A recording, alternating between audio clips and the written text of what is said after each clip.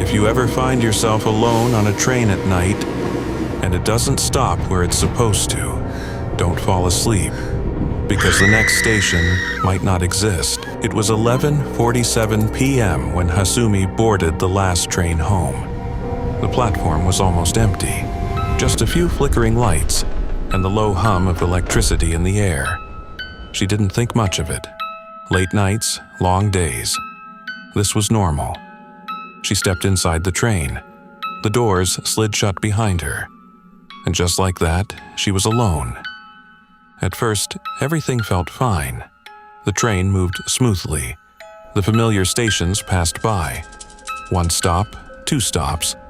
But then, something felt off. The train didn't slow down, it passed her usual station. Hasumi frowned and checked her phone. No network. She looked around, still no one, no conductor, no announcements, just silence, and the sound of the train rushing through darkness. Minutes passed, then more. The train kept moving, faster now. Outside the window, nothing, no buildings, no lights, just pitch black, like the world outside had disappeared. Her heart started to race. She quickly opened her messages and typed, "Is anyone on the last train right now?" No reply. She tried calling, no signal. Then suddenly, the train slowed, the brakes screeched loudly, and it stopped. Relieved, stood up and walked toward the door. It opened with a soft hiss. She stepped out. The station was empty, no people, no sound, just a single flickering light above a broken sign. She looked up. The name was barely visible, but she could read it. Kisaragi. Hasumi frowned. She had never heard of this station before, not once.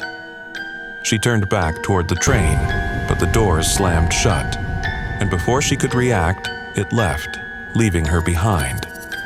"Hello?" she called out. Her voice echoed unnaturally. No response. She tried her phone again, still no signal, battery 12%.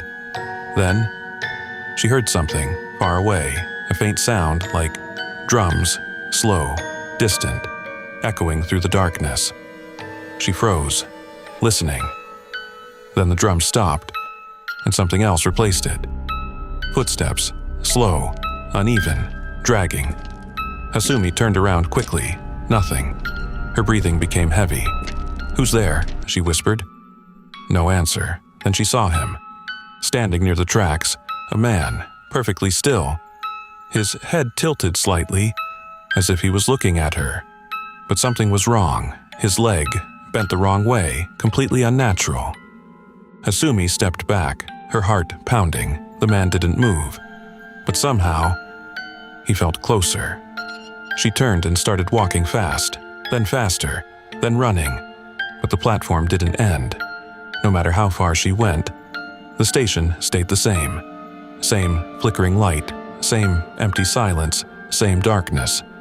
Then suddenly, a voice. "Are you lost?" Hasumi stopped. A man stood a few steps away, normal, calm, smiling. "I know a way out," he said softly. Hasumi hesitated. Something felt wrong, very wrong. But the footsteps, the thing near the tracks, she didn't want to stay. "Come," the man said, pointing toward a small car parked near the exit. "I'll take you home." Her hands trembled, but slowly. She nodded. She followed him. The car door opened. She sat inside, the door shut. And just before the car started moving, she noticed something, the rearview mirror. She looked into it, and her blood ran cold, because the man sitting beside her wasn't alone. Something was sitting in the back seat, something twisted, watching her, smiling.